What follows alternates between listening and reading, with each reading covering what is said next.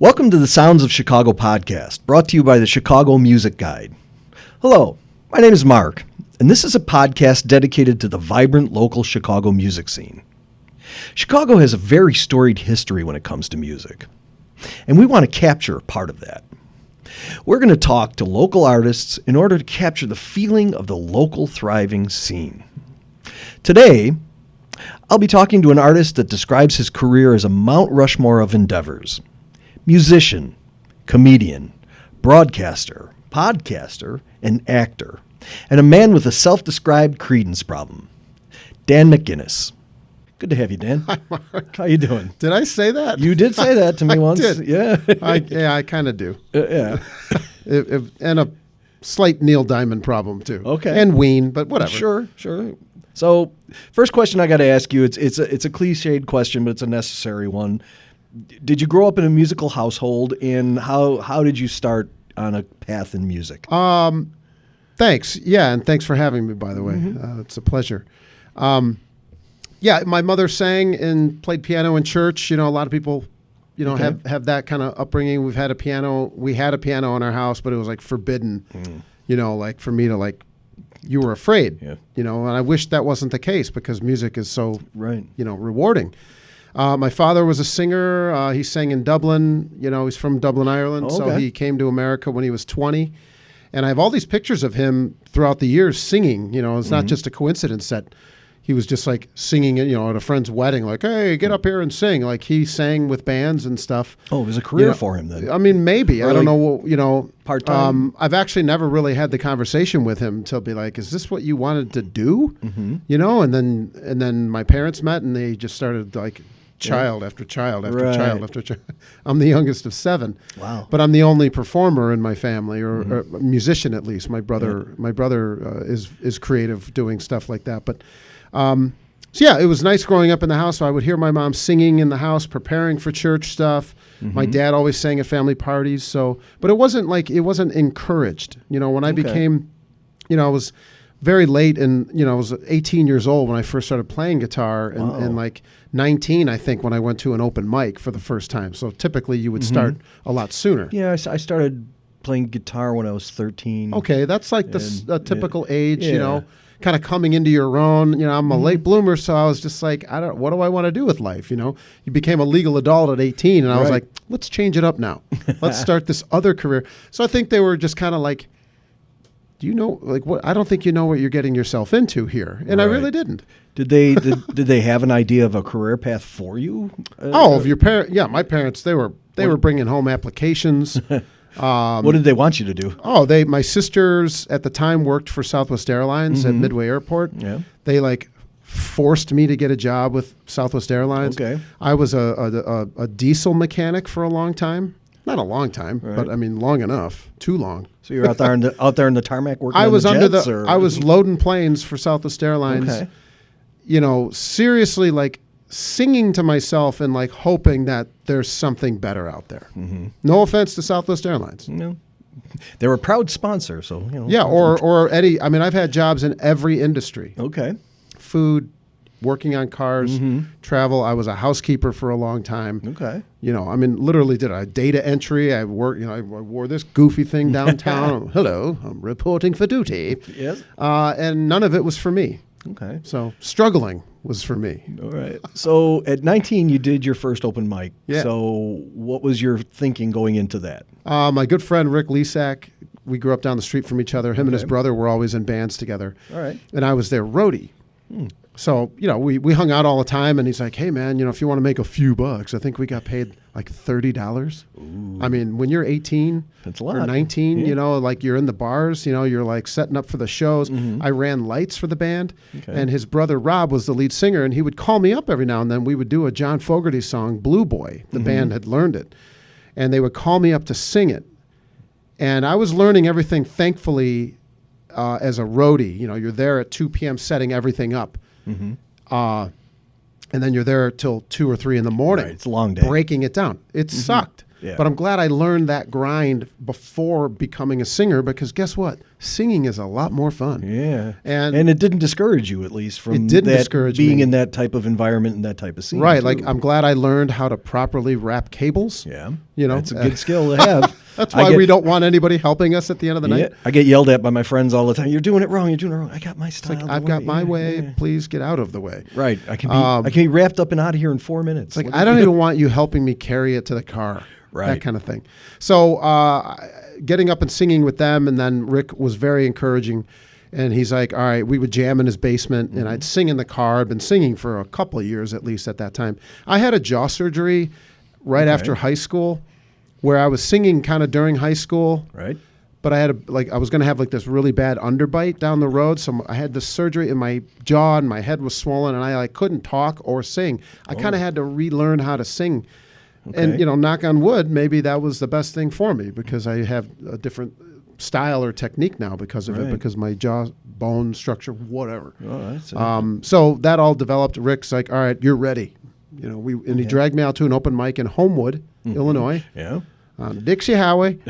And every Wednesday, the place was called the Extreme Bean. And we went every Wednesday for a year. Wow. Never missed one. You couldn't miss one. Right. It was like, if you missed Saturday Night Live, you had no one would talk to you at the lunch table on Monday. Right, because you had no frame of reference. Right. And, yeah. So the open mic was just like, and I started to get bit by the bug. And I was like, nervous as hell, couldn't look anybody in the eye, got up and sang a few songs, started writing songs. Right. And just kind of went. Yeah. Do you remember what songs you played at the first one? Yeah. Well, one of them I can't repeat. Rick and I had written some songs together. Okay. It was like, yeah. So you played original songs at the bad. open mic first. Yeah, okay. And then I did. I think I did a cover of John Fogerty's "The Old Man Down the Road," and we did "Down in the Corner" from Creedence. And Rick played guitar with me. Oh, that's cool. Yeah. And now, did you guys have a band together then, or we had a duo called the Parker Brothers? Okay. We grew up in Palos Park. Oh, okay. Yeah. Nothing to do with the Pens. No. Okay. No. That would be a good sponsorship to have that, right? Yeah. So, did you eventually get into a band, or was it just always doing solo stuff? I kind of figured out very early on the fastest track for me to I want to be a full-time performer was to be a solo act, because I knew trying to coordinate guys' schedules, and we did jam, and there was a couple of guys that would come over and we'd play in the basement, but we never booked gigs as a band. I just started playing solo gigs at coffee shops or a bar or whatever. I mean, I wasn't 21 yet, but I moved to Arizona when I was 20. Okay. And when I was 21, I moved up to Sedona, Arizona, and started playing little gigs there. Okay. And I had a job. I was running a housekeeping company for my parents and cleaning rooms during the day, but singing and writing at night. I mean, it was quite nice, actually. And then I started playing. It wasn't until I moved back to Chicago in 2005, magical year that was. Yeah, sure was. Go White Sox. Yeah, magical for me too. Yeah. 2005, I moved back to Chicago, and I said, look, you know what? My mom actually, I credit her for this, because they got out of the cleaning business and retired just completely. So you were out of a job then. I got laid off Yeah. by my mom. And it sunk into me. I'm like, if my mom can lay me off, and I know why she did. Right. She laid everybody off. Anybody can lay you off if your own mother can. And I used that as a kick in the ass. And I said, if I'm going to struggle, I'm going to struggle my way. And I've been doing music full time ever since. Oh, excellent. So. Oddly enough, in March of 2005, I was laid off from my IT gig. And that kind of pushed me into a direction to do something. I mean, it's a blessing in disguise. Yeah. You could be a lot worse. Right, exactly. I mean, I'm glad things went that way and not the other, where you're doing music of what you love full time, and then you give it up to go into a career that you don't like. I enjoyed housekeeping. I don't bring my work home with me all the time. Right. Got to wipe your shoes off at the door, right? No. So I was going to ask you, you did move out west. Now, was that for work or for music? I mean, I didn't know. I was 20. Our childhood home sold. My mom and dad said, everybody out, we're going to Arizona. Oh, okay. And so I stayed in Illinois for a little while and working, doing this, doing that. I was working as a bank teller. Add that to the list of, not for you, pal. And I just said, screw it, I'm going to go try Arizona. And I moved into Tempe. My brother and several friends were all roommates going to ASU. All right. But I transferred to a bank in Scottsdale. Okay. Again, like you're a bank teller, not a CEO, not a VP. Right. A bank teller. Well, transfers to another bank. Right. Everybody above teller gets VP put on their business card for some reason. And I had an epiphany. I was working the drive-through at this bank in Scottsdale and listening to the You've Got Mail soundtrack. Okay. Because I love me a good romantic comedy every now and then. And people were driving through the drive-through in their golf carts.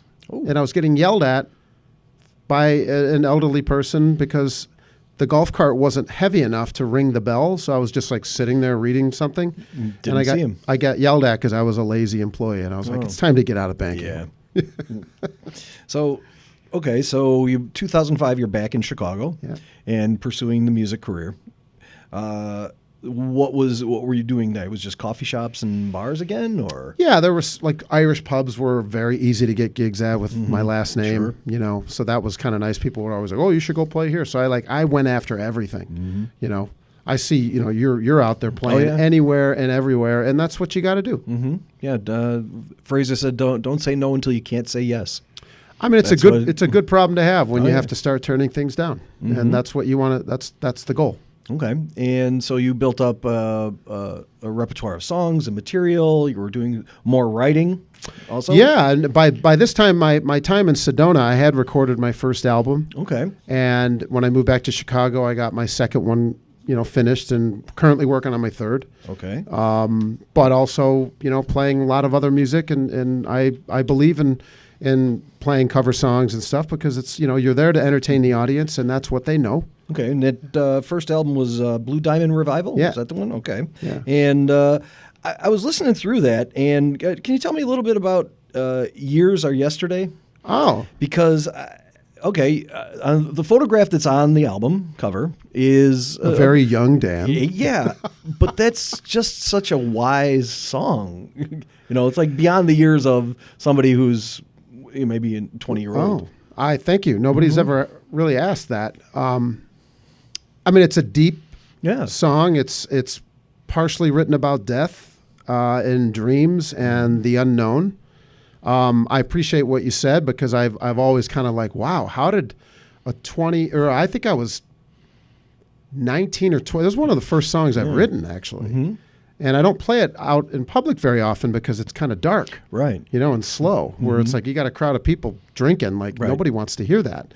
But I love playing that song in the right situation. Right. Okay. So yeah, I was kind of impressed with myself that I could come up with that. Do you remember where the inspiration came from, or? Yeah, I woke up and there was a dream about some relatives that had passed away, and a relative that had already passed away. I believe in people kind of visiting you in your dreams and stuff when you're vulnerable and calm, and that's kind of what happened. And I woke up and. Everybody talks about like, like the years are flying by or, yesteryear, all that throwback stuff. So I just kind of combined years are yesterdays, meaning we are our past and we are who we are up to this point in life. All of our experiences, people we've met, people you've dated or places you've lived, jobs you've had have all made you up to be who you are up to this moment in order to be your best self. Yeah. And I tried to cram it all into that song. And it works. Thanks. It works very well. Thanks. So, and then another one, kind of maybe the opposite direction, is That Girl Could Kiss. Yeah, it was kind of a crack at a country song. Okay. And I have the MO of like, I don't take myself too seriously. If you listen to some of my podcasts or listen to some of my jokes, that's kind of what's going on there. But I just was... I don't know. I was just kind of like having a laugh at myself, like where I'm like, I ended up with the song instead of the girl. Oh, okay. And That Girl Could Kiss was initially written about, I went on a date with a girl that was from Orange, California. She was also a bank teller at my bank. Never ask out the bank teller at your bank because she looks at the screen and goes, well, looks like I'm paying for dinner. Oh, man. Yeah. But at the end of the date, we went to a movie and she's like, hey, she gave me a peck on the cheek and said, I'm moving back to California. So I wrote That Girl Could Kiss because she kissed me goodbye. Wow. So. Okay, so then the next one was Listen to the Night? The album was, but there's a song on the first album called Listen to the Night. Okay. But I named the EP, the second album, Listen to the Night. My friend Alyssa is a brilliant graphic designer, and she does a lot of my work, and so she came up with this Listen to the Night concept and cover album, and I was like, oh, that's awesome. I'm going to name the album that. Right. So, yeah, it was cool. Yeah, the cover's very cool. So, but the songs on there, I was trying to think of a word, and the word that kept coming to mind as I was listening through them is wistfulness. It's deceptive because if you listen to it once and not really pay too close attention, you're like, oh, these are really down and dark songs. Once you listen to the words, though, they're sort of kind of romantic and wistful and a little hopeful too. Yeah, a lot of my writing is actually, there's a heavy Creedence influence, obviously, but John Denver and Neil Diamond. I love John, and sadly, I wrote "Listen to the Night" right around the time that John Denver died, and that was kind of like my tribute to him because it's a finger picking, it's a love ballad. I got the concept of the name from this couple that I worked with at the time at Office Max. Okay. Another that's putting retail in my checkered box. Real quick, this guy Brian took his girlfriend Karen on this date. They drove out to the country, whatever, rolled the windows down. She was a little worried, like, what are we doing here? But she was so in love with him and just like hanging on his words. He rolled the windows down. You could hear the chirping of the crickets and the breeze. And he just said to her, "Listen to the night." Okay. And she was telling me this at work the next day and how she melted. And I was like, okay, I'm going to use that as a song title. Right. Well, so you get your songwriter's antennas up all the time. Yeah. You got to. We're open to everything. Yep. Yeah. Absolutely. Okay, so there's a song "Somehow," and that kind of, to me, sets the tone for the rest of the songs. Yeah, thanks. That's another love, hopeful, I at my age in my life and stuff, like, I don't shy away from like, I'm a hopeless romantic, I love a good peck on the cheek in a funny movie every now and then. So I was actually walking around a Kroger grocery store when I came up with the first line. I think it's the first line, like, I don't even know what the first line is. Do you see the moon I see? And when the evening comes, do you think of me? Okay. Weird place to come up with that. Yeah. And, just kind of like, just things that I would want to say. I'm very shy, believe it or not. I have no problem getting up in front of huge crowds of people, but like one-on-one in an intimate setting or the initial setting, things that I would want to say to somebody, it's easier to do it through song. Sure. Yeah, most or quite a few artists are introverts. When it comes down to it. So then we bump up to Louisiana, which is, I gotta say, it's really catchy. It's one of my favorite songs. Thanks. I like that you hit right away with the cold open with the chorus. I'm a pop guy, so that's kind of a throwback to I like the Beatles did that a lot, and so I was just like meh, So is that about the state of Louisiana, or is it about No, a person? it was, wait for it. It was about a girl. Okay. Yeah. Down the street, one of my mentors and one of my favorite people on earth, he's a veterinarian, but he had 3 daughters. And so I was down there cutting the grass, helping him with projects. He needed a couch moved. A lot of times he just needed another guy around, and I was his daughter's age. Okay. And so I would go over there and help him. Dr. Fleming, John Fleming, he's retired now, but he was a veterinarian and just took care of our pets forever. Just a beautiful human being, and the entire family I'm very close with. Anyway, we'd be sitting around like having lunch, and in front of his daughter, Anna, he would say like, "When are you going to start dating Danny? I really want you to go out with him." And I'm like, and I look at him like, I swear to God, I didn't say a word to him. I don't know where he's getting this. It's rare that like a father wants their daughter to go out with a guy. It's usually like, stay away from my daughter.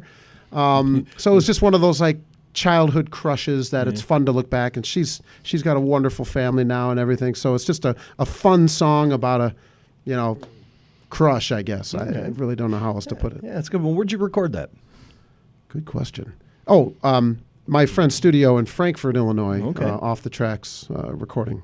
Yeah, okay. That's good. And who was the backing band for you on that? We had my buddy Joe Kunkel, longtime drummer, God rest his soul. We lost him last fall. And on bass was my friend Bill Furlong. Okay. And I did all the rest with the guitars and stuff. Oh, yeah. Very cool. Now, where does the Creedence band come into? And the Creedence Clearwater Revisited come into Okay, well, the picture? for a long time, I was the lead singer. I mean, I still am. I never got fired. Lead singer for Creedence Clearwater Revisited, featuring Stu Cook and Doug Cosmo Clifford from Creedence Clearwater Revival. And when they retired during COVID from touring, Kurt Griffey and I in the band, he's the lead guitar player for Revisited as well, and we decided to start a new band called Revisiting Creedence. So since the pandemic, we've been touring around doing that. Okay. So. And so how did you get the call for that's to be a part of that? February 22nd, day after my birthday. 2008. I was sitting at home, and up to this point in 2008, I had been emailing and back and forth with Stu Cook for like a couple of years. I went to see Creedence Revisited in '96 at the Rosemont Theater. Okay. And I didn't know much about the band. I didn't know, John Fogerty, Tom Fogerty. I knew one of them had passed away. It was Tom Fogerty. John is off doing his solo thing. So when I looked up on stage, I was like, well, that's not John Fogerty. Maybe he's the one that died. Okay. But I thought very early on, and I hadn't even started playing guitar yet at this point. Wow. Maybe was singing a little bit. And I was like, if they can get on stage with that guy, what happens if something happens to him? Right. So I started like woodshedding, listening in Creedence, and I was already a big fan, but like I started to learning it with purpose. Like deep dive. Yeah. Deep dive, yeah. So like singing in the car, inflections and this and that. So when I had moved back to Chicago in 2005, I met this other dude, and we started like a Creedence tribute band. Okay. And meanwhile, sending it to Stu and trying to plant the little seed in his ear about, hey, if you ever need somebody, let me know. Right. And it took a couple of years for them to, back and forth, where out of the blue, he called me in 2008 and said, hey, we need you in Houston. Drop everything and go. Yeah. So put me in, coach. Yeah. Well. So now, was there any hesitation to do it, or what was? Oh, I mean, they before we even agreed on price or anything, I didn't care about any of that. Stu Cook was calling me saying, we need you to sing. Okay. And it was going to be for the next night. They just wanted to get me to Houston. So I'm pacing in my apartment with excitement, of course, because I didn't, you dream about it, but you don't ever think the phone's going to ring and be like, hey, it's Stu. We need you in Houston. Please hurry. While talking to him, I had an email of my flight 4 hours from that moment. Wow. I was like, okay. It's reality like a freight train. What songs are we doing? And I said, well, there's 2 or 3 songs that I've just never done. Right. And he goes, we'll go over those in sound check. Don't worry about it. No rehearsal, nothing. Wow. And, what guitar should I bring? What should I wear? And, and then at the very end, he's like, how much do you want? And I'm like, yeah, I don't believe this. Nothing. I'll do it for free. I would have. I'll pay you. I would have. Yeah. Yeah. I have paid them by buying their albums for so long. Absolutely. Just kidding. So, yeah, it was just, I was a nervous wreck. We went to lunch early the next day, and they're like, look, we could tell you're nervous. They were great. They were like, but you wouldn't be here if we didn't think you deserved it, or you could be. We're here to have fun. They did everything possible. We had a great sound check. Everything felt nice. It was an incredible experience. I got a DVD of it. Oh, wow. For reference. They're like, just hang on to this versions, arrangements, this and that. I never thought it would happen again. Okay. I was like, this is great. Deer in headlights.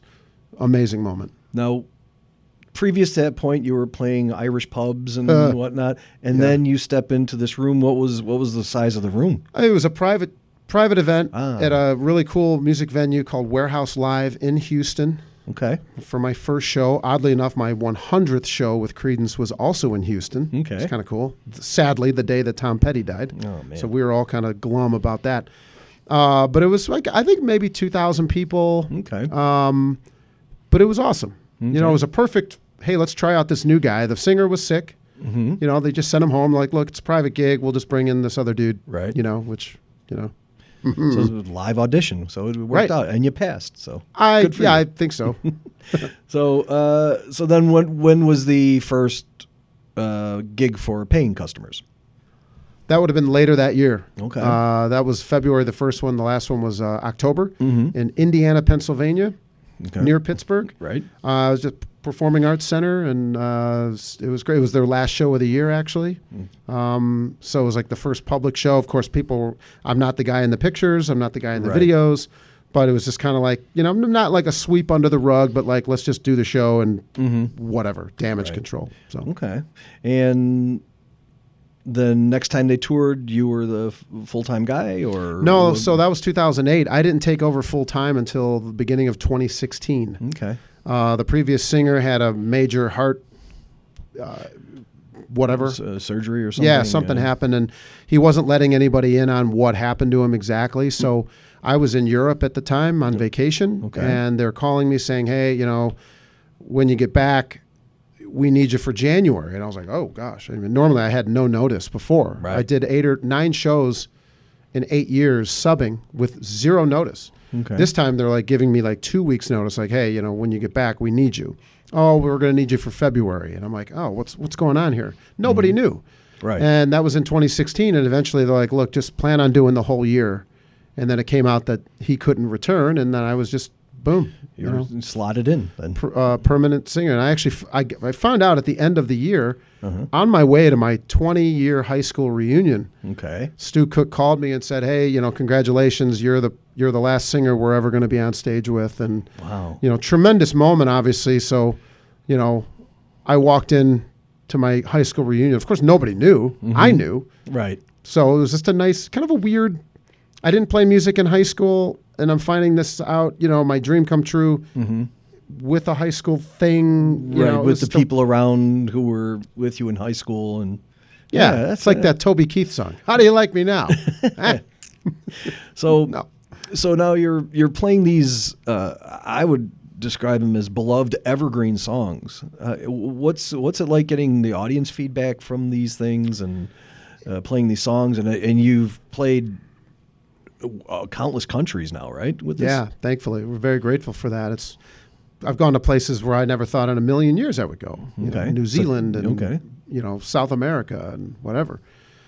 Texas. No, I'm just kidding. And the reception in South America is the same as... It's insane. Really? Like the Rolling Stones and Creedence are like huge. Everything down there. And they have good taste. And I met a Brazilian guy once who also told me that Bob Dylan is pretty. Oh, sure. Oh, yeah. I mean, like, I don't mean to say like, I speak for them. Right. But just, you go down there and they're just like, they just go nuts for the Creedence music. So half the battle is done for you. The music is well known anywhere you go. Right. Iowa, Brazil, it doesn't matter.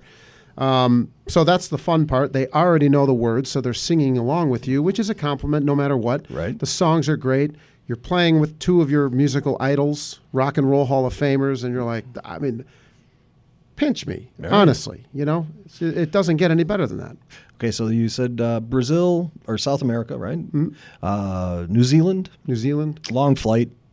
Yeah, few of them. Yeah. That was a long day. Where else? I mean, we've been to Chile, Argentina, Brazil, Ecuador. Okay. We actually had a tour, another South American tour booked, and then the pandemic hit, Right. But Revisiting Creedence we're touring Brazil in November. Oh, wow. Yeah, so we're very, very excited about that. So that'll be cool.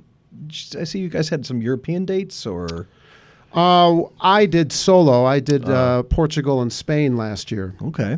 Which was awesome. But we've done Canada and all over the U.S. obviously, and I'm trying not to leave anything out, but right, we've done the Bahamas and stuff like that. Yeah, so. Okay.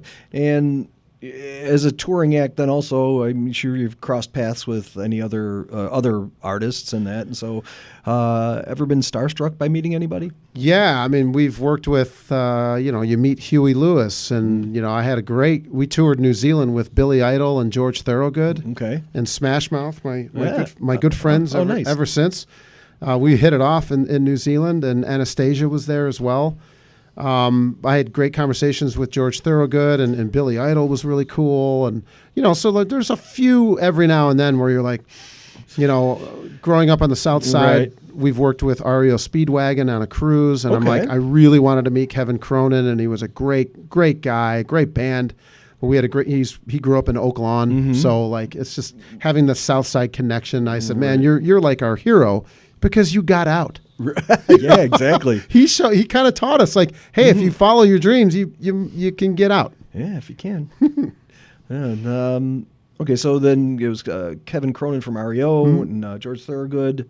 I was told to ask you also about Michael McDonald. Michael McDonald. Yeah. Yeah, we played a gig in Cleveland with Michael McDonald, the Spinners, Donnie Iris. Wow. Big. It was like my first arena show. All right. And you're in LeBron's house, so you're like in this, the visiting basketball team's locker room, which was still like awesome. And we're out there on stage jamming, and there to the right there's Michael McDonald. I met him in the hallway, and a good friend of mine in St. Louis, this is where Michael's from. They went to high school together. So I said, Michael, Fran so-and-so says hi. And he's like, oh my God. Michael McDonald was just a really sweet, gentle, obviously great performer. And Huey Lewis too was a great, he loves baseball. We're right. just, you meet Huey Lewis. It's like you grew up on Back to the Future and stuff. And like you're shaking his hand, and just an awesome regular guy. And the heart of rock and roll still beating. Oh, man. Yeah. Okay, so met your idols, and also now you parlayed some of your stuff that you do into doing podcasts and interviews. Well, what came first, the interview stuff, or you also did play-by-play for sports? Or The egg came first. Oh, okay. From the chicken. Of course. Yeah. But the sports broadcasting, or long before music was ever, we grew up watching MTV. Like that was just not real. Right. Like that's a fantasy world. I'll never be a part of that. Here we are. I've always wanted to be a baseball announcer. Okay. Play-by-play announcer. And so when I moved to Sedona when I was 21 in 2000, the local radio station was in need of a weekend DJ. Okay. And a friend of my parents said, hey, my son just moved here. And she goes, oh, go in and see Brad Miller at KAZM Radio. And I went down there, and I'm like, I hear you guys need a DJ. And they're like, do you have any experience? And I'm like, no. But I'm a musician, so I'm kind of technical. And they're like, oh, well, we could teach you how to read the weather. Okay. And they did. And dream come true number one. I got a job as a radio DJ without a degree. You wouldn't do that here in Chicago. Right. And I was, for 4.5 years, I was a radio DJ, reading news, sports, this and that. Moved back to Chicago, continued working in radio, started doing a podcast. Okay. And I've also worked as a baseball and hockey stadium announcer. Oh, very cool. For Joliet Jackhammers, as a PA announcer. Rapid City Rush when I lived in the Black Hills. I worked at a country station there. So I've dabbled in broadcasting for almost 25 years too. So it's another passion of mine on the Mount Rushmore that you mentioned. So a couple of sports guys that I know, you've interviewed Randy Johnson. Yeah, and I'm friends with Randy. Oh. He's just a great guy, and when I've been to Arizona, we try to meet up, and if he's busy, which he always is, but he's a brilliant photographer now. Okay. So I interviewed him on the podcast during the pandemic, and I'm like, let's talk about your photography, because that's like his passion. It always has been. If you look at his page, I don't have his handle offhand, but if you find him on Instagram, he's all over the world. But he was also like a concert photographer, because he played for the Seattle Mariners. True. As that grunge era was up and coming. Yeah, sure. So he has all these great pictures of Chris Cornell and Nirvana, and it's insane. Pearl Jam. And Randy's doing great as a photographer, and he's just a great guy. Yeah. And we met at a show. He was shooting, you asked about other artists. Right. We were doing a show with Three Dog Night in Arizona. And he was on the side of the stage taking pictures of Three Dog Night, and he comes walking up to me, and he's like, oh, I'm really looking forward to hearing you. I'm like, let's back up. You're what? Well, and also shaking like this. No? And I'm like, and I'm a left-hander too, and I pitched, and he was our idol because he's the greatest left-handed pitcher of all time. And I'm like, hi, you starstruck? Yeah, for sure. And gives me his phone number. We're having a drink after the show backstage. My brothers all were there, and I'm like, guys, get backstage. What's up? I'm like, just get back here right now. And they were like, oh, my God, Dan's talking to Randy Johnson. Right. And I did a podcast with him, and I keep in touch with him. He's great. Oh, that's fantastic. And so random. You had a chance to interview on your podcast Stanley Cup winning hockey goalie Scott Darling. Yeah, recently. And that's another buddy of mine. Lamont's own. Lamont's pride, yeah. And I was on my way home, and I stopped for a burger and a beer at a place near my apartment in the city, and he comes in and sits down next to me, and I guess he just had a pickup league game or something, and we're chatting it up, and he goes, yeah, I used to play for the Blackhawks. And I was like, first thing I said to him was Newport News, Virginia. All right. And I played a gig with Creedence there. And Scott spent time in Newport News and lived out there. And he's like, how the hell do you know about Newport News? I was like, well, I knew that you are sort of from there, but you're from Lamont. Right. And we just hit it off that day. And I was like, hey, I do a podcast. And he was working for NBC doing the pre and post games for the Blackhawks at the time. So he was super busy. And then oddly enough, like a year later, last summer, I ran into him in Lisbon, Portugal. Wow. Like, That's pretty random. Totally and, random. The podcast, Danimal Planet, which is a great name. Thanks. I love it. I actually, you know what? I the next time you talk to Scott, when I was living overseas, I was with a female friend, and we were watching the game, and he pulls his mask off, and she fell in love with him.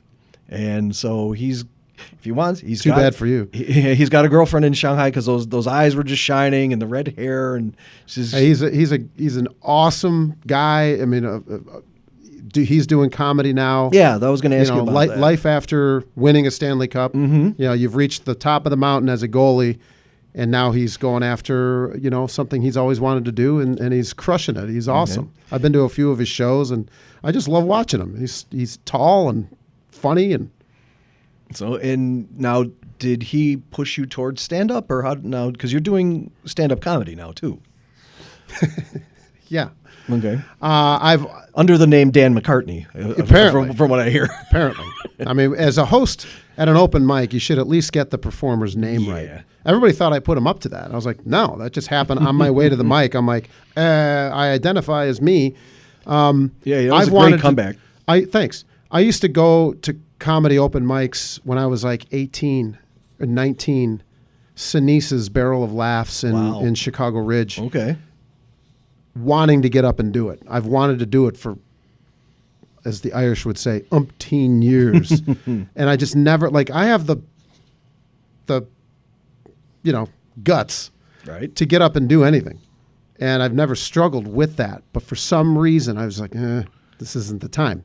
Okay. I idolized Jim Carrey's, portrayal of Andy Kaufman. Yeah, that was really great. Man on the Moon, but Andy Kaufman was just a brilliant performer. So I'm like, I've always been inspired by Andy Kaufman and Jim Carrey, of course. Wanting to get up, but it's like, you can't just say, oh, I'm going to be a comedian, or I'm a comedian. And the first thing out of their mouth is, well, make me laugh. And then I say to them, give me a mirror. Nice. Yeah. And it's like, it's hard to tell somebody, oh, I'm a comedian. Yeah, be funny. Yeah. And that's what they want. Make me a bicycle clown. Yeah, exactly. So I just got to the point earlier this year, end of January. I said, enough is enough. I'm going to do it. And I've been working on my material for several years, trying it in between songs on stage. Some of these things I knew would work because they've been working. Right. But I didn't know without the guitar. Okay. You're naked. If you're bombing, it's a lonely world. Mm-hmm. With music, you can jump into the next song. You can jump into the next song. You're like, never mind that joke. Here's... So now is the stand-up assisting your stage patter now too? Well, certain shows I have to watch what I say now. Oh, of course. This is not open mic. But no, I interject, try to, some humor stuff with the Revisiting Creedence shows. With Creedence Clearwater Revisited, Stu Cook was doing most of the talking to the crowd. Now, I introduced several songs and would throw in little things and whatnot. But, Stu was Stu, and he would talk about the history of the band, and Cosmo would get up and do that. Now with us, Kurt kind of just sits back, and I do all the explaining and telling stories of songs and our experiences traveling with them. But I try to, obviously keep things separately. I don't, on stage with Revisiting Creedence, I don't go, hey, check out my comedy. I want us to get more shows. Right. So, when I've seen you do your solo shows, you break into the Cars for Kids song. Yes, I do. Why? Where did that come from? That's kind of the Andy Kaufman flipping of the mini wheat. Okay. You know, like I'm, you know, kind of agitating the crowd, but also like being silly because everybody knows that song. Oh, yeah. Some people boo, some people clap. Last night, they were singing along. I was like, oh, so you like it now? Oh, you guys get it. Okay, you understand. Don't poke the bear. It's just something silly, you know, I realized, and I followed up with like, that's going to be stuck in your head all night. Oh, so yeah. just kind of razzle the crowd a little bit. So yeah, it's a definite earworm. I'm a punk. Yeah. And it's a perfect earworm to play for people too. So now, what's your favorite venue to play in Chicago? Well, if I'm doing the solo, like original music thing, I've played at Uncommon Ground for many years. I recorded a show and released it on YouTube. And I plan to release the audio on Spotify at some point as a live album. Okay. I just love that room so much. That was in August of 2019. All right. In the before time, yes. So long ago. So like doing originals, because it's a listening room, you know, you're more invested creatively to, you know, explain a song like Years Are Yesterdays in a room where they're listening and they're not just, you know, table chatter at a bar, you know. There's other venues I play at Boat Drinks, you know, every Wednesday. It's just a fun, outdoor, lively atmosphere. There's constant different people. I mean, I could probably get away with playing 10 songs. Right. Because it's just a different crowd turnover all the time. But I wouldn't do that to the staff. Right. But my friend's place called The Studio, Laura's in Lockport. She's a musician as well, and she's just so welcoming and wonderful as a person, and I just love playing there. Foxes in Oak Lawn have been so good to me. I've been there 20 years. They have been so good to me, and I'll play there forever. You know, places like that. You know, they're small mom and pop joints. You know, I've played Carol's Pub in the North Side. I mean, that's a legendary place. You love doing those. Right. So to name a few. Yeah. So, I mean, I like the places, especially like the Studio, where it's owned by a musician. They get what you're trying to do. Yep. They don't mind if you kind of throw a couple curveballs of songs in there. You're not just trying to play all the hits for people. Actually, it was one night I was playing there a couple of years ago. I mean, maybe a year and a half, whatever it was, where I did my kind of stand-up routine intentionally, but with the guitars and stuff. Right. And it still took me over a year to get on stage as a comic, but I did it at the Studio because it's a nice proper stage with lights and a great sound system and the audience and everything. And I just kind of made a point to myself, like, let's do like a dry run here. Okay. You know, and it inspired me for, obviously it took a while, but you know, summer got busy with the band and everything, and then winter came along, but so I do credit that night playing at the Studio. Very cool. Well, I think she does comedy nights too, doesn't she? Yeah, she does. Okay. I haven't gone to one yet, but I will. It's on the horizon. So, but having played in Chicago for quite a few years now, do you see any changes from when, let's say, even 10 years ago, from playing today? Because I mean, I see some because I was gone for a while. Well, the one change that hasn't taken place is the pay. But yeah, I mean, you know, musical styles have changed. You know, you were away for a long time, so you come back and you're like, whoa. Yeah. There's fewer places. True. You know, because of the pandemic and everything. But, and I've never really considered Chicago a great place for me as a musician. I mean, there's talent and, you know what I mean? There's so many places to play, but as far as like styles, it all depends on where you play. That's why I say Uncommon Ground, because like I can do my thing in there, but like the next day they could have a rapper in there or whatever. I don't know if they do that. So when I lived in the Black Hills, any country song or, you know, Creedence song or Neil Diamond song, everything I played, they loved it. Right. In Chicago, you can't just start playing Waylon Jennings in a bar full of 22-year-olds. No. Unless it's a country style bar. So it's like you kind of have to pick and choose. You know, that's why like Boat Drinks is great, because it's just all walks of life coming by, and it doesn't really matter what song you're playing. So I've noticed some changes, but yeah, it's hard to put my finger on it actually. Yeah, it's really strange. I mean, I went to go see the Simple Remedy once, and there was a room full of 20-something, early 20-somethings.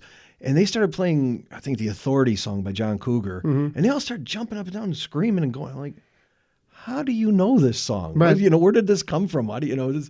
It was, I mean, I remember playing it when it was new, you know, so it's like, how do you know this a great 40-year-old's? Yeah. Yeah. This 40-year-old tune. Right. But I mean, you know, they raided their parents' vinyl closet. Maybe. You know, I mean, who knows? You know, I say before I go, hey, this song, your grandparents loved this song. And then sometimes they know it too. So you just never know. That's why you got to do what you love to do. Do it for yourself, inspire yourself, and maybe they'll enjoy it too. Yeah. Well, some of the other bands I've seen you cover have been Neil Diamond, of course. And so you have a professed love of Neil Diamond. Absolutely. We grew up on Neil Diamond. Okay. Yeah. And love it. What do you like about Neil Diamond's writing, his singing, He's just, I mean, he figured it out. Like the songs that he wrote and sang in his late teens. I think he was 16 or 17 when he wrote Cherry Cherry, maybe a little bit older. Like, imagine your first hit being Cherry Cherry. Yeah. Okay. He figured out like singing songs, he'll be able to sing that forever. You know, he's not going to lose range or whatever. Right. He just wrote these songs. I mean, there's just so many. I credit Neil Diamond as well. He had a song called Do It. Do it, but your soul still burning. Like basically like regret. And that led me into writing my song Glendale Moon. Okay. Because it was like me getting over that hump of like, oh, you know, I can't, how do I say this? How do I tell a girl that I like her? And it was like kind of Neil Diamond got me over that hump of like, no, just put it in a song and then it'll be therapy for you. Sure. And so Neil Diamond was always playing in the house growing up. We'd have friends come over, relatives, and my parents, you know, they're doing, having drink or they're smoking in the kitchen, and just Neil Diamond was always playing in the background. So I just started learning some of his songs first. Okay. Yeah. And another band I've seen you cover, a band that I really love, Cracker. Yeah. Okay. Friends with them too. Johnny Hickman especially. Nice. The lead guitar player. His sister and I were in a band together in Sedona. Oh. And when I met Kara, she was like, yeah, my brother Johnny's the lead guitarist in Cracker. I was like, what? I'm like, I love them. Yeah. So, I'm in touch with Johnny every now and then. He's awesome. If I would to pick a theme song for myself, it would be Teen Angst.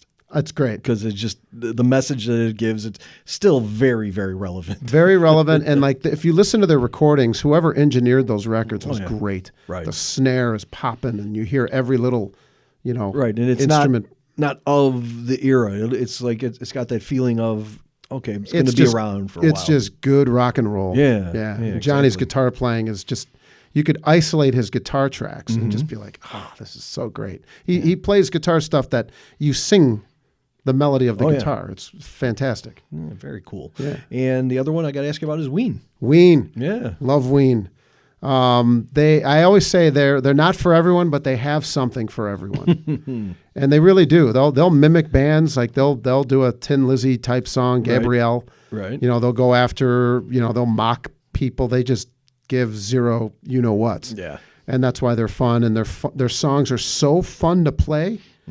And they match well. They gel well with Creedence stuff. So when I do my Dan McGuinness band locally or wherever, we do Creedence, we do Ween, and we do my songs. Yeah. Somebody will request something else. Every now and then we'll do other covers and stuff. But those are my big big two, Creedence and Ween. Creedence and Ween. Yeah. So, okay, well, I also got to ask you, the Dan McGuinness band, can we put our money together and can we possibly clone Pat Kiner? Not just two. We need we need about a half dozen of them. We need 3 or 4 of them. Right. So he can still keep his job in Oak Lawn. Well, I don't think does he want to keep his job in Oak Lawn? No. He seems happy. Pat is world-class musician. He's amazing. He's so talented, and I really don't know how he does what he does because, he works full-time doing what he does, and then he's always got a smile on his face. He's a total pro. He never, ever complains. And he'll walk through 7 brick walls and not bat an eye for it. And we're related, we're cousins, and we didn't meet until like 2004. Wow. Yeah, it's weird. We met on stage at Fox's. That's strange. And we've been, best pals and musician pals ever since. And he's just a great dude. So yeah, I mean, everybody in the city wants him. He does a lot of gigs as like pedal steel, mandolin, but like a lot of people are like, he's one of the best electric lead guitar players in the city. Right. And he's phenomenal. Mostly playing mandolin and pedals. Yeah, and he's great at that. Right. We do a lot of duo gigs that way, but I mean, to see him on stage like we do with the Dan McGuinness band, the way he just, I just do his thing and then he'll just look up at me and just give me a wink or whatever. I'm like, oh, you're done soloing. Right. It's like, this is your time now. He's great. And I wish more people knew about him. Yeah, or maybe not, because he wouldn't be available. Even less available. Yeah. Right. So I had the extreme pleasure of playing with him at that Porch Fest. That was fun. I'm glad I could come and see that. Wish I could do it more. And Mark, we think the world of you too. Oh, well, I mean it. Yeah, we really do. Pat speaks very highly of you, and I'm glad we got introduced. Yeah. So. Same. Yeah. All right, so I got one more question. We all have guilty pleasures, but I don't like the word guilty pleasure because it means that you're kind of ashamed of something. Yeah, you it's got a negative connotation to it, and it really shouldn't. But I know what you mean. I mean, I've kind of been not half joking, but half not telling people I'm kind of turning into a Swiftie because I listened. I didn't know a thing about Taylor Swift at all, so I was like, okay, let me listen to the 1989 album that seems to be everybody's favorites, and I'm like, this is really good. You can't argue with her right extreme talent, and she's a wonderful inspiration to young ladies, which is wonderful. Right. You respect that she's one of those artists where you never hear anything bad about her. Right. She doesn't have any throwing of the cameras out of the face and the paparazzi. I mean, imagine being like Elvis Presley. Right. You can't go anywhere. She can't just throw on a hoodie and go to CVS for a Red Bull and a curls or whatever. Right. And a bag of Cheetos. No, I mean, how much of a regular life does she have? None. It's gone. It's gone, but like she still motors on as a true pro and as an inspiration. I haven't gotten much into her music. It's been hard to avoid it. Right. But from afar, I'm just like, she's a machine and go girl. You go girl. Yeah. Well, I was trying to describe it to some friends of mine saying that I like ABBA. And ABBA's, amazing songs. I've amazing been to songwriters. Sweden. Okay. They love ABBA too. Yeah. Yeah. But Sweden's another one. Oh man. Right. Yeah, I'd love to go. It's kind of like Taylor Swift is like, she's like ABBA. And it's just they're well-crafted, well-made pop songs that, 20, 30 years from now, we're still going to be listening to her. Yeah. And she's not going to go anywhere, not going away. Yeah, and she did different styles. I know she did the country thing, whatever.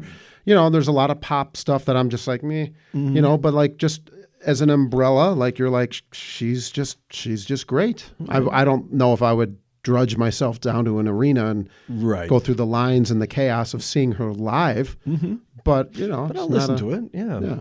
So leads me to my question. What's with the Golden Girls? Oh, what's not to love about the Golden Girls? Tell me about it. Oh my God. I mean, that's another one. We kind of grew up with that. And of course it's in syndication and, it's funny that it's on the Hallmark Channel. I watch the Hallmark Channel more than any channel. So unfortunately, I see these, here comes the heart, all these like Christmas in love. Yeah. Like you're watching the Golden Girls laughing your butt off, and all of a sudden these like me, lovey-dovey shows come on. I'm like, the Golden Girls should not be on this channel. No. Because you're just like, click. But I just, it's like cliche, oh, you love B. Arthur, just... She was on that show Maude before, so she was already a huge star. Betty White. I mean, the four of them were so perfectly casted and crafted together. The chemistry that they had. A show at that time of all females, and you look like George Clooney was on that show, and all these up and coming male actors. But they're just absolutely hilarious, ahead of their time, and I not that I can't relate to it. I just love it. Yeah. And Betty White was she Sue Ann Niven on Mary Tyler? Was she Sue Ann? Oh, she might have been.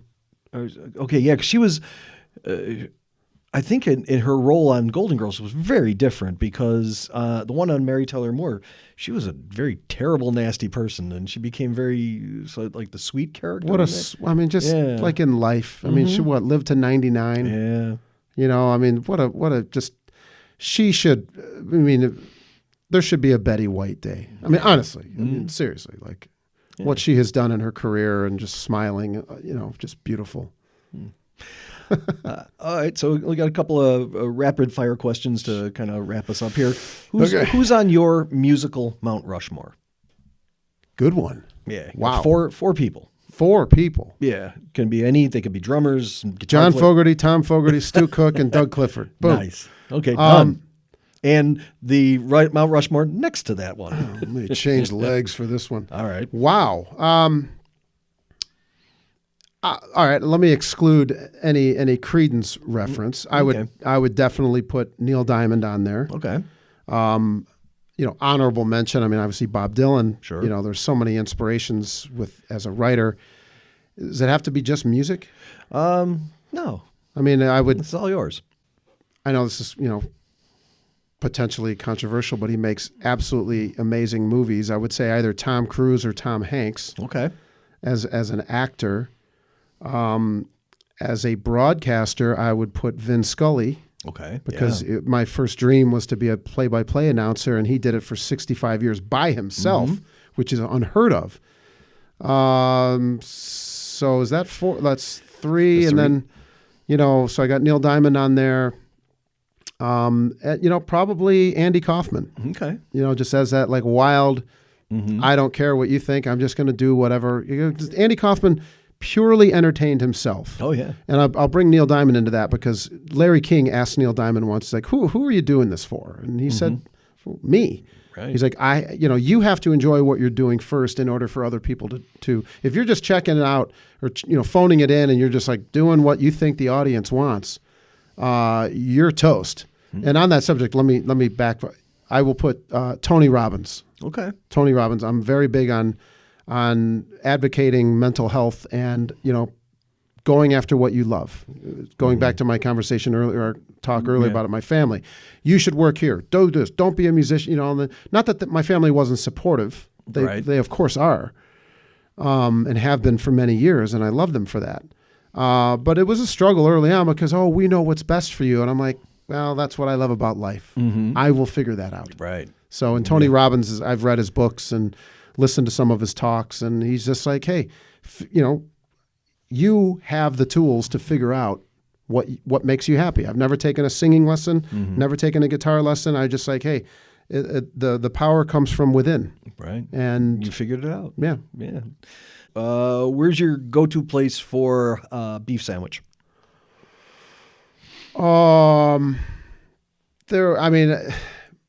Portillo's is nice, but I've always loved Mr. Beef. Yeah. That's in River North. Right. And their claim to fame is the bear now, if you've seen it. Oh, I didn't know that. Oh, yeah. I haven't.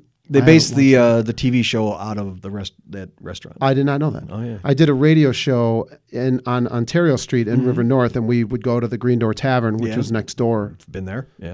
So I didn't know that about Mr. Beef. Portillo's is great too. But Pop's in Palos Heights. Okay. Pop's beef is I like getting the beef and cheddar with the sweet peppers. Right. So that one is very fine. Yeah, I'd go with Al's. Al's is always a great. Good choice too. I know I don't have to ask this because I know the answer, but White Sox or Cubs? White Sox. Okay. Excellent. And that's what I when I met Kevin Cronin, I said, Kevin, Cubs or White Sox? He's like, White Sox, baby. Nice. They're slowly killing us, but well, we'll better luck next year. Right? Sears Tower or John Hancock for best city view? Hancock. Okay, why is that? Well, I've been up in the what's the name of the lounge that closed? Oh, it was the 95th, I think. 95th Lounge or whatever, and I was up there only one time, and I quickly was like, this is great. Okay. I worked in the Sears Tower. I've been on the observation deck. You get friends or family that come to town. You take them up there, and you do the lift thing. You're standing over the glass, and yay. Okay. But I've had such limited experiences in the Hancock that when I first went up there, and plus the Hancock didn't change its name to some BS that nobody ever calls it. So, best Chicago beach? I'm not much of a beach guy. Okay. I thoroughly, you go sit on the beach. It's very nice. I haven't done that in quite some time. I often say if you want a six-pack, go to the beach. If you want to enjoy a six-pack, hang out with me. There you go. I would say, if you're going Chicago, I would say Oak Street or North Avenue. Okay. Yeah. All right. So now, pick a number from 1 to 10.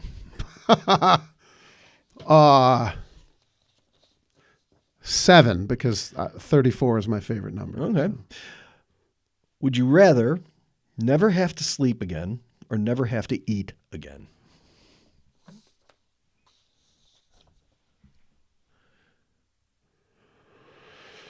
Oh, wow. Sleep. I love eating. Okay. Yeah, there's just too much good food. Sleeping is great, but Yeah. you can't do cool shit when you're sleeping. Right. Yeah. Oh, okay. Well, Dan, thanks so much for hanging out with me today. Oh, my God, this was great. And Thank you for continue having on me. your path to achieve they call it an EGOT. What's that? It's Emmy, Grammy, Oh. Oscar, and Tony. Oh, boy. Yeah. So, well, you got your Mount Rushmore of career choices, and that fits each one of them. I'm going to go look for the EGOT of sandwiches now There after you go. this. So. Excellent. Okay.